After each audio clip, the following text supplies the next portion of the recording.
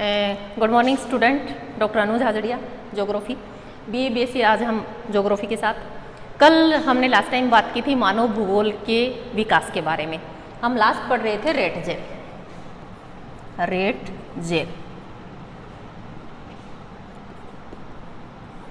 पुस्तक लिखी थी, पुस्तक का नाम था एंथ्रोपोजियोग्राफी। पुस्तक का नाम था एंथ्रोपोजियोग्राफी। रेटजेल महोदय ने एक पुस्तक लिखी, पुस्तक का नाम था एंथ्रोपोजियोग्राफी। इसका अर्थ होता है मानव भूगोल। इसका अर्थ होता है मानव भूगोल। लेकिन कभी भी एग्जाम में इस पुस्तक का अगर नाम आता है तो एंथ्रोपोजियोग्राफी आता है। अब बात आती है कि रेटजेल महोदय थे, उससे पहले डार्विन महोदय थे। डार्विन महोदय वैज्ञानिक थे। इन्होंने एक पुस्तक लिखी थी, पुस्तक का नाम था जीवों की उत्पत्ति। जीवों की उत्पत्ति। डार्विन महोदय ने एक पुस्तक लिखी थी, बड़ी फेमस पुस्तक थी। विकासवादी सिद्धांत का इन्होंने प्रतिपादन किया था, उसको आगे बढ़ाया था और पुस्तक का नाम था जीवों की उत्पत्ति। ये रेटजेल महोदय इनकी विकासवादी विचारधारा से अत्यधिक प्रभावित होते हैं और डार्विन महोदय से प्रभावित होते हैं और वो भूगोल में मानव का वर्णन करते हैं। यही कारण है कि रेटजेल को मानव भूगोल का जनक या पिता कहा जाता है।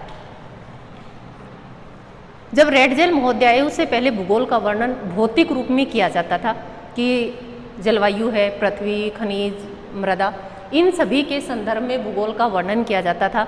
लेकिन रेटजेल महोदय ने भूगोल में प्रथम बार मानव का उपयोग किया और भूगोल को व्यवस्थित रूप दिया, जिस कारण रेटजेल को मानव भूगोल का पिता कहा जाता है। जीवों की उत्पत्ति, इसमें कहा गया था कि प्रत्येक जीव को जीवित रहने के लिए संघर्ष करना पड़ता है और इसी से संबंधित डार्विन महोदय ने अपनी संकल्पना का प्रतिपादन किया था। आगे बात करते हैं कि मानव भूगोल के विकास और वर्तमान स्वरूप को समझने के लिए 4 विभिन्न विचारधाराएं उत्पन्न हुई, जो इस प्रकार से हैं। आपने सुना होगा जर्मन विचारधारा, अमेरिकन विचारधारा। तो उसमें क्या होता था, विद्वान थे। जर्मन विचारधारा में जर्मनी की बात करेंगे तो वहाँ के जो विद्वान थे उन्होंने अपने विचार व्यक्त किए थे कि भूगोल है उसको किस संदर्भ में पढ़ा जाना चाहिए, मानव को अधिक स्थान दिया जाना चाहिए या उसमें प्रकृति को अधिक स्थान दिया जाना चाहिए। बात करते हैं जर्मन विचारधारा की। जर्मन विचारधारा, जर्मनी के जितने भी विद्वान थे वो इसमें शामिल थे। फर्स्ट कौन था? Immanuel Kant. इमैनुअल कांट ये आए थे 1724 से 1804। सेकंड थे हम्बोल्ट। इन्होंने भी क्या था, जर्मन के थे और इस विचारधारा में अपना महत्वपूर्ण योगदान दिया था 1769 से 1859। उसके बाद आए थर्ड नंबर पे कार्ल रीटर महोदय आए। कार्ल रीटर थे 1779 से 1859। और लास्ट जो मानव भूगोल के पिता थे रेटजेल 1844 से 1904। ये जर्मनी के मुख्य भूगोलवेता थे जिन्होंने भूगोल के विकास में अपना योगदान दिया था। सबसे पहले इमैनुअल कांट थे, उसके बाद हम्बोल्ट महोदय थे, रीटर महोदय थे और रेटजेल महोदय थे। ऐसा माना जाता है ये समकालीन थे।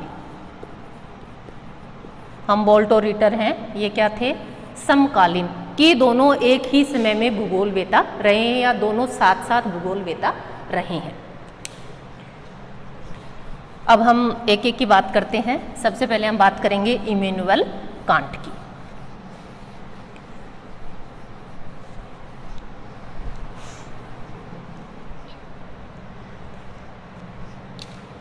जो जर्मन विचारधारा के जो विद्वान थे उन्होंने वातावरण निश्चयवाद को, वातावरण निश्चयवाद या वातावरण निश्चयवादी थे। जो जर्मन विचारधारा से संबंधित जितने भी विद्वान थे वो क्या थे, वातावरणीय निश्चयवाद थे। इनका ऐसा मानना था कि प्राकृतिक जो वातावरण है, प्राकृतिक वातावरण मुख्य है। प्राकृतिक वातावरण क्या है, इसमें मुख्य है। कह सकते हैं कि मानव और वातावरण में प्राकृतिक वातावरण है उसकी शक्तियों को मुख्य मानते थे कि मनुष्य कुछ नहीं है, जो भी है वो क्या है, प्रकृति है। इसमें प्रकृति क्या होती है, मुख्य होती है। उसके अनुसार मनुष्य की संपूर्ण जो प्रक्रिया होती है, संपूर्ण क्रियाएं होती हैं, उस पर नियंत्रण किसका रहता है, प्रकृति का या प्राकृतिक वातावरण का।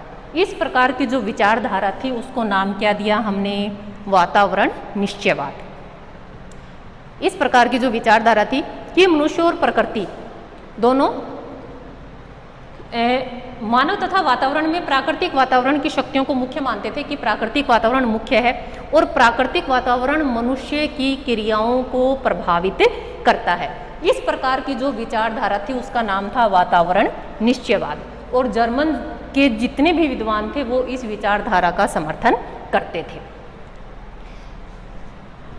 अब हम बात करेंगे, फर्स्ट हमारे पास हैं हमारे विद्वान इमैनुअल कांट कि इनका क्या योगदान रहा भूगोल के विकास में, मानव भूगोल के विकास में। इमैनुअल कांट जर्मनी के थे और इन्होंने भूगोल की भौतिक,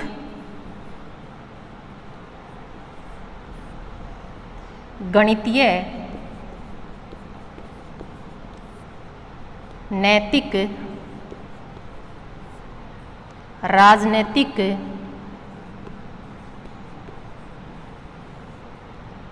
व्यापारिक और धर्म या कह सकते हैं अध्यात्म,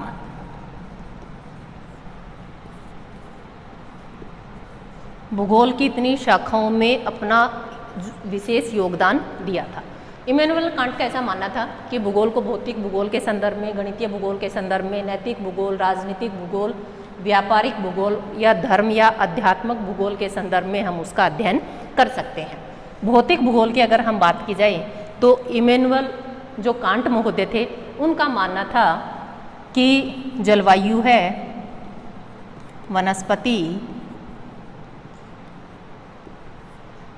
पृथ्वी, वातावरण, इन सभी के संदर्भ में भूगोल का अध्ययन किया जाना चाहिए।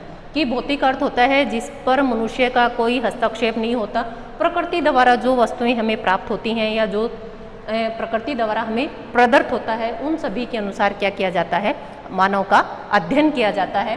और भौतिक भूगोल में इन सभी चीज़ों का अध्ययन किया जाता है जो प्रत्यक्ष या अप्रत्यक्ष रूप से मानव जीवन को प्रभावित करते हैं। सेकंड बात करी कि गणितीय भूगोल का उन्होंने विकास किया। गणितीय भूगोल का विकास किया। गणितीय भूगोल के अंतर्गत पृथ्वी की परिधि, उसकी आकृति आदि चीज़ों का विकास किया जो भूगोल में सहायक रही और जिसके माध्यम से भी भूगोल का विकास रहा। हम बात करते हैं कि गणित और भूगोल का क्या संबंध है, तो गणितीय भूगोल का यहाँ विकास किया गया क्योंकि पृथ्वी को मापने के लिए, उसकी दूरियाँ मापने के लिए, उसकी परिधि जानने के लिए, उसकी आकृति किस प्रकार की है और दिशाओं के ज्ञात के लिए, इन सभी के लिए किसकी आवश्यकता पड़ती थी, गणित की आवश्यकता पड़ती थी। इसलिए इसी में उन्होंने, कांट महोदय ने गणितीय भूगोल में अपना विशेष योगदान दिया कि अगर आपको भूगोल का अध्ययन करना है तो गणितीय भूगोल की जानकारी आपके लिए आवश्यक है, क्योंकि आप ग्रह, नक्षत्र, पृथ्वी, आकाशगंगाएं, अगर आप उन सभी की गणना करते हैं तो आपको किस चीज़ की नॉलेज होनी, किस चीज़ का ज्ञान होना आवश्यक है, गणितीय भूगोल का ज्ञान होना आवश्यक है। नेक्स्ट बात करी नैतिकता की। नेक्स्ट बात करी नैतिकता की कि मनुष्य के आचार किस प्रकार के हैं, उसके विचार किस प्रकार के हैं, संस्कृति किस प्रकार की है, या कह सकते हैं हम समाज किस प्रकार का है। मनुष्य समाज का महत्वपूर्ण अंग है, संस्कृति से जुड़ा रहता है और उसी प्रकार के उसके आचार विचार पाए जाते हैं। तो उन्होंने कहा कि अगर भूगोल का विकास करना है तो भूगोल मनुष्य को सीधे रूप में प्रभावित करता है और उसके साथ साथ हमें नैतिक भूगोल का भी ज्ञान होना आवश्यक है, क्योंकि मनुष्य के आचार विचार, संस्कृति और उसके समाज को जानने के लिए हमें इसकी आवश्यकता होती है। नेक्स्ट बात करते हैं राजनीति की। नेक्स्ट बात है राजनीति की। राजनीतिक भूगोल, इस शाखा का भी कांट महोदय ने विकास किया था। इन्होंने कहा कि किसी देश में सरकार कैसी है, सरकार कैसी है, उसकी नीतियां किस प्रकार की हैं, अन्य देशों से उसके संबंध किस प्रकार के हैं, ये सारी चीज़ें निर्भर करती हैं या प्रत्यक्ष रूप से प्रभाव डालती है उस क्षेत्र विशेष में रहने वाले मानव पर। तो इसलिए क्या कहा उन्होंने, कांट महोदय ने कहा कि भूगोल के अंतर्गत हम राजनीतिक भूगोल का भी अध्ययन करेंगे, क्योंकि राजनीति भी मानव जीवन से सीधे रूप में जुड़ी हुई है। सरकार है, उसकी नीतियाँ किस प्रकार की हैं, शिक्षा किस प्रकार की है, वहाँ के संसाधन किस प्रकार के हैं, ये सारी चीज़ें मानव जीवन को प्रभावित करती हैं। इसलिए भूगोल के अंतर्गत राजनीतिक भूगोल को भी एक शाखा के रूप में पढ़ाया जाने लगा और इमैनुअल कांट महोदय ने उसका विकास किया था।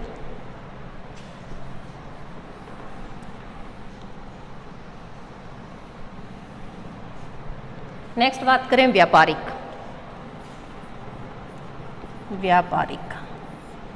व्यापारिक भूगोल एक शाखा के रूप में इसका विकास किया था।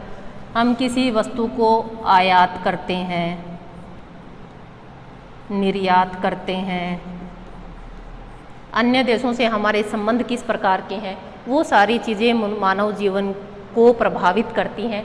और यही कारण था कि भूगोल के अंतर्गत व्यापारिक भूगोल को महत्व दिया गया, क्योंकि इसके माध्यम से अगर किसी क्षेत्र विशेष में एक वस्तु का उत्पादन अधिक होता है तो हम क्या करेंगे, उस वस्तु का निर्यात कर देंगे। अगर किसी वस्तु की हमारे देश में कमी होती है तो हम दूसरे देशों से वो क्या कर लेते हैं, उस वस्तु को आयात कर लेते हैं। तो इन्होंने कहा कि अगर मानव को अपना जीवन सुचारू रूप से चलाना है तो हमें व्यापारिक भूगोल पर भी महत्व देना चाहिए, क्योंकि यह भी मानव जीवन को प्रत्यक्ष रूप से प्रभावित करते हैं। और कांट महोदय ने इस व्यापारिक भूगोल की शाखा पर भी विशेष बल दिया था। और लास्ट आ जाता है आपके पास धर्म या अध्यात्म। धर्म या अध्यात्म लास्ट पॉइंट है। मनुष्य एक सामाजिक प्राणी है और अपनी संस्कृति से आचार विचार, धर्म, कला, साहित्य, इन सब से उसका गहरा लगाव पाया जाता है। ऐसा माना जाता है कि धर्म, दर्शन मनुष्य के जीवन का निर्धारण करता है। उसके विचार किस प्रकार के होंगे, यह भी उसका धर्म निर्धारित करता है कि वह आक्रामक प्रवृत्ति का होगा या शांत स्वभाव का होगा। तो इस इमैनुअल कांट महोदय ने इस भूगोल के अंतर्गत इसकी भी एक शाखा का विकास किया था, जिसे धर्म या अध्यात्म भूगोल के नाम से जाना जाता है, कि मनुष्य कौन से धर्म को मानता है, किस प्रकार की उसकी प्रवृत्ति है, किस प्रकार से वह अपने जीवन को आगे बढ़ाता है, उसके विकास की कौन कौन सी दशाएं हैं। इसलिए भूगोल के अंतर्गत धर्म या अध्यात्म भूगोल का भी अध्ययन किया जाने लगा। नेक्स्ट हम बात करेंगे विद्वान की, हमबोल्ट।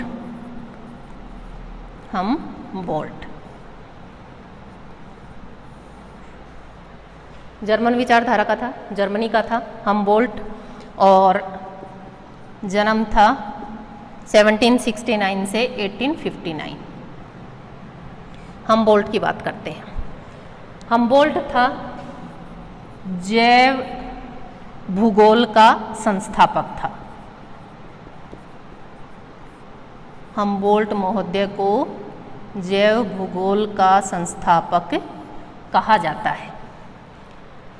जो हमबोल्ट महोदय थे प्रकृति की एकता में विश्वास रखते थे। उनका ऐसा मानना था कि प्रकृति यहाँ हो, अमेरिका में हो, ऑस्ट्रेलिया में हो, वह समान रूप से अपना कार्य करती है और सभी चीज़ों को समान रूप से प्रभावित करती है। इसलिए हम्बोल्ट प्रकृति की एकता में विश्वास रखते थे। हम्बोल्ट महोदय जैव भूगोल के संस्थापक माने जाते हैं और जैव भूगोल से आगे दो शाखाओं का विकास हुआ। फर्स्ट है पादप भूगोल और सेकंड है हमारे पास प्राणी भूगोल। फर्स्ट है पादप भूगोल और दूसरा है प्राणी भूगोल।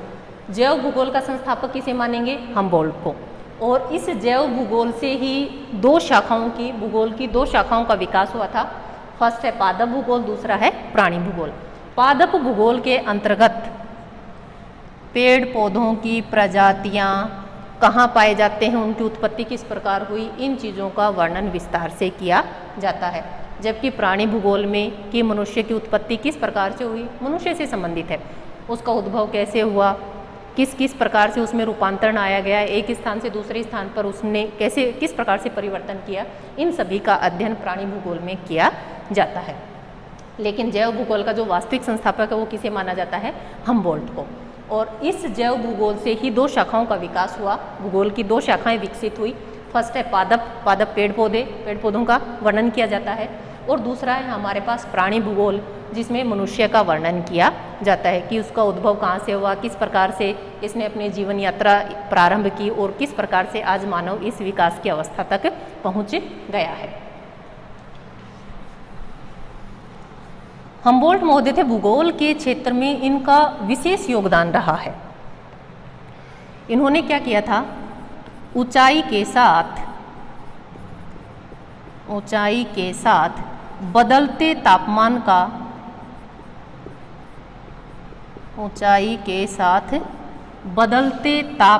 का अध्ययन किया था।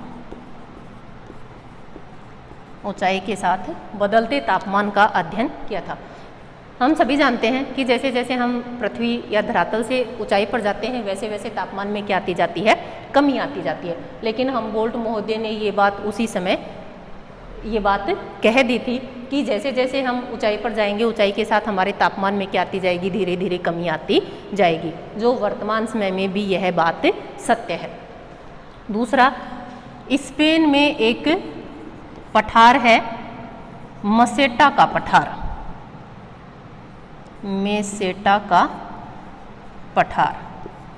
इन्होंने क्या किया था?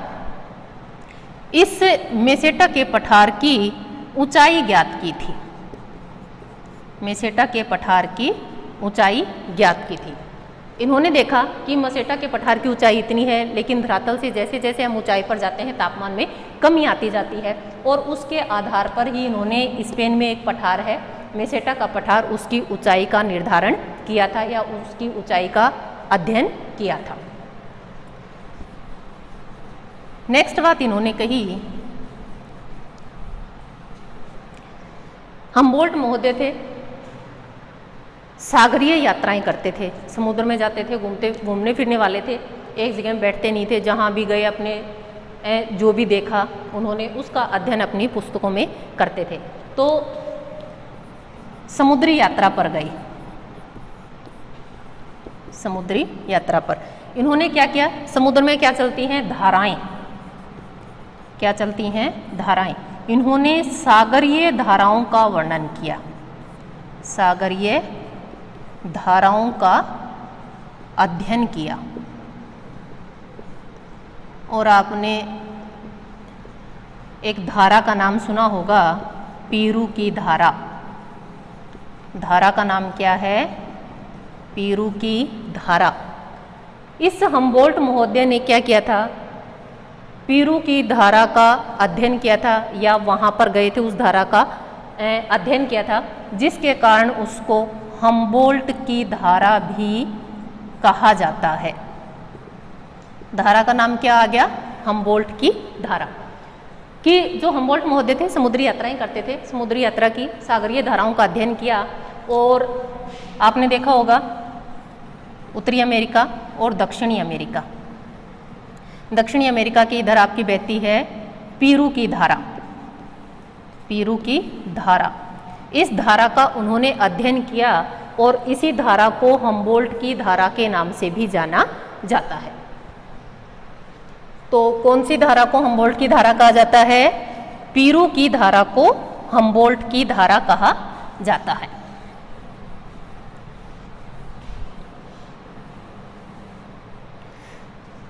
सर्वप्रथम हम्बोल्ट महोदय ने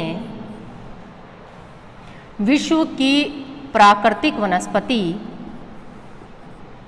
हम्बोल्ट महोदय ने विश्व की प्राकृतिक वनस्पति तथा फसलों की ऊंचाई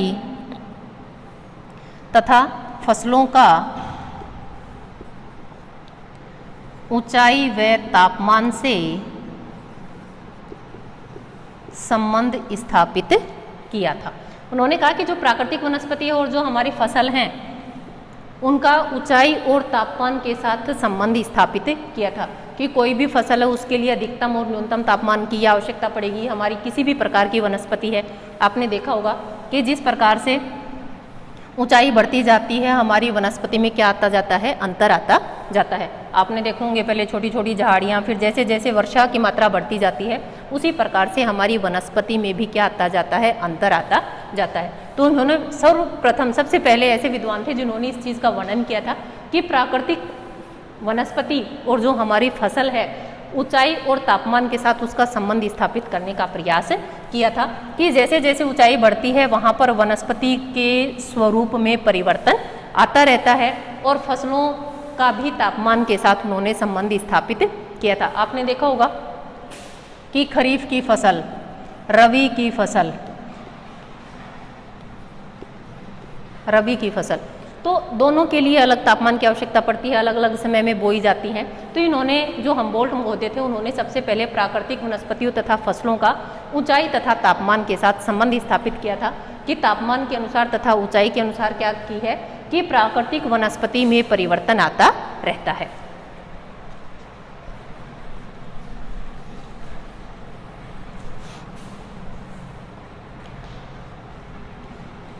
शब्दावली का प्रयोग किया था। हम्बोल्ट महोदय ने शब्दावली का प्रयोग किया था। एक था समताप रेखा और दूसरा था हिमावृत, हिम से ढका हुआ भाग। समताप रेखा समान तापमान वाले स्थानों को मिलाने वाली रेखा, इंग्लिश में हम इसको बोलते हैं आइसोथर्म।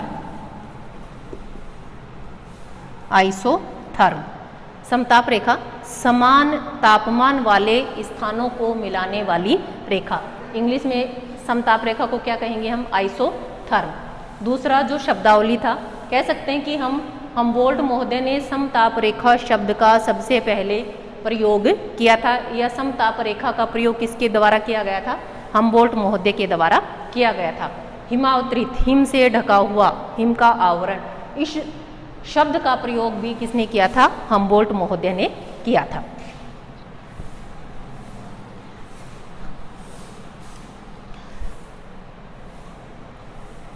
वायुदाब मापी की सहायता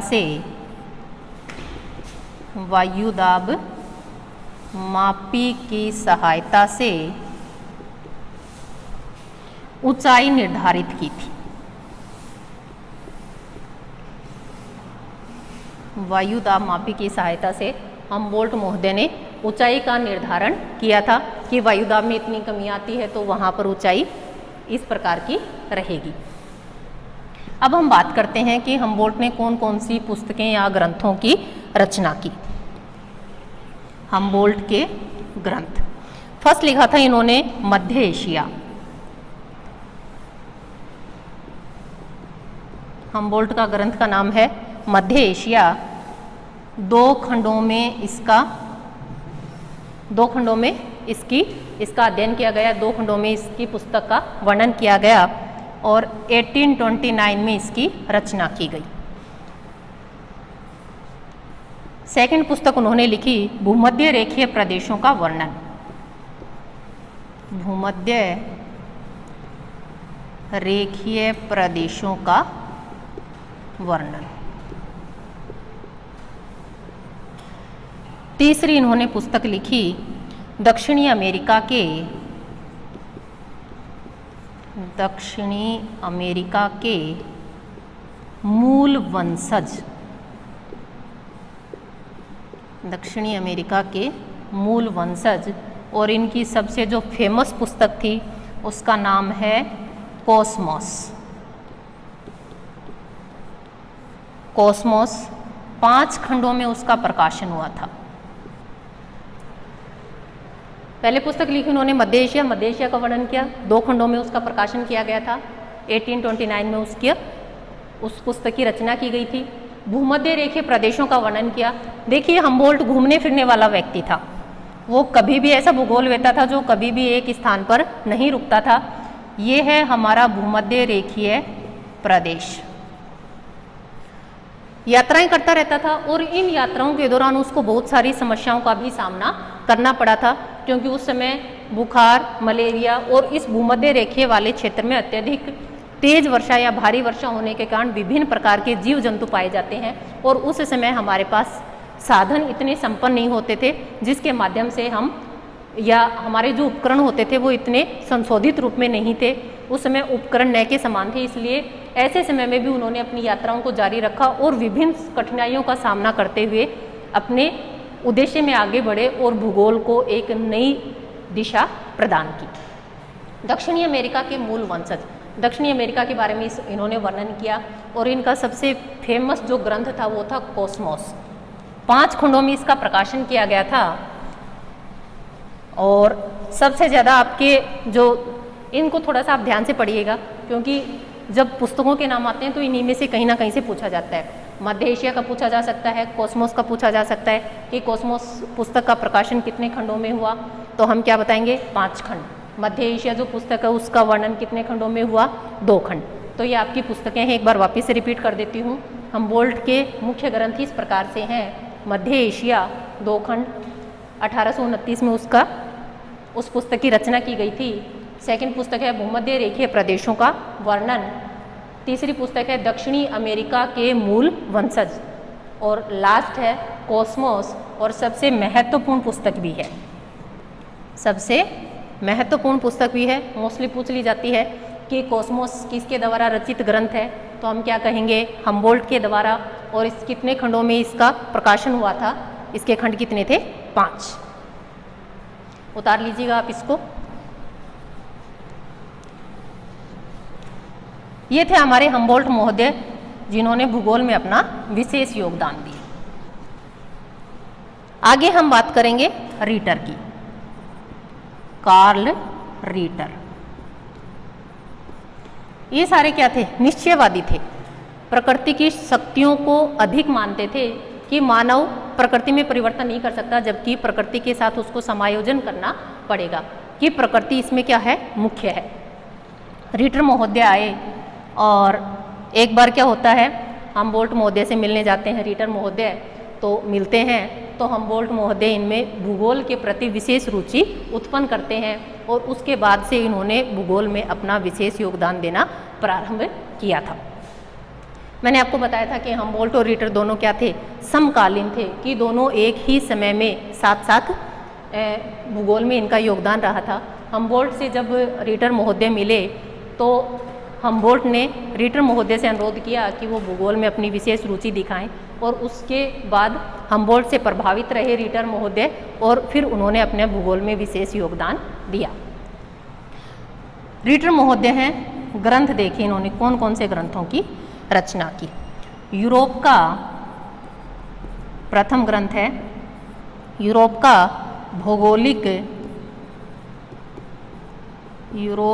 भौगोलिक ऐतिहासिक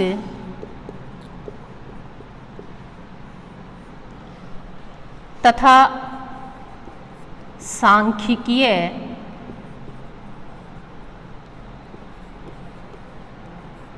चित्रण।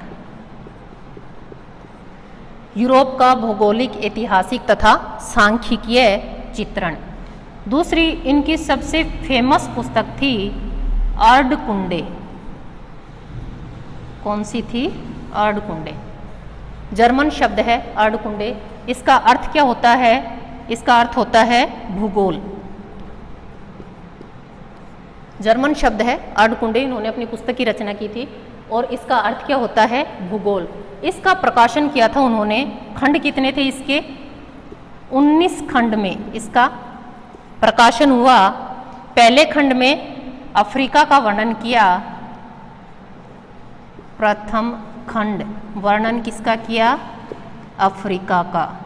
दूसरा जो खंड था वर्णन किसका किया? एशिया का। कार्ल रिटर महोदय थे, हमबोल्ट के समकालीन थे। ग्रंथ लिखा था उन्होंने यूरोप का भौगोलिक, ऐतिहासिक तथा सांख्यिकीय चित्रण, और यूरोप का वर्णन किया था इसमें, उसकी भौगोलिक एकता का, उसकी ऐतिहासिकता का तथा सांख्यिकी चित्रण, जिसमें संख्याओं से संबंधित उन्होंने चित्रण किया था। कह सकते हैं कि किसी भी चीज़ को मापना, उन सभी चीज़ों का वर्णन इन्होंने किया था। दूसरा, इन्होंने रिटर महोदय को जो सबसे फेमस ग्रंथ था उसका नाम है अर्डकुंडे। अर्डकुंडे जर्मन भाषा का शब्द है जिसका अर्थ क्या होता है? भूगोल। खंड कितने थे? 19। प्रथम खंड में अफ्रीका का वर्णन करता है और दूसरे खंड में एशिया का वर्णन करता है। हो गया?